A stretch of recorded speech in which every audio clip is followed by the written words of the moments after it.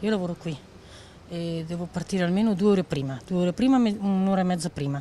Parcheggio l'altro capo del mondo, il che vuol dire un quarto d'ora, 20 minuti a piedi, andata e ritorno tutti i giorni.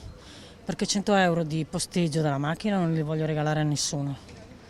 Però è una vitaccia, ma del resto come fai? I parcheggi costano una cifra, quelli che non sono a pagamento sono risicati, anche se arrivi, per esempio, io in questa settimana che ho il turno di apertura sono qua già alle 4:30. Trovo, ma Un'odissea per chi deve arrivarci come paziente, un'odissea anche per chi lavora. Tutti attendono la nuova collocazione dell'ospedale di Padova dopo la firma del protocollo in regione.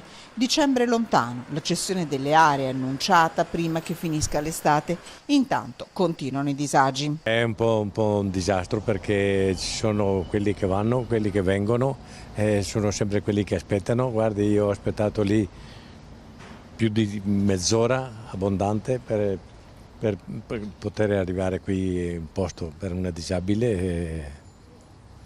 È un disastro, insomma. Qui. Parcheggiare è un po' difficile al mattino, pomeriggio al Scilo diciamo, troviamo un posto quando vogliamo, però il mattino è una problematica proprio vera e propria per il parcheggio, sì, quello sì. In genere l'accompagno io.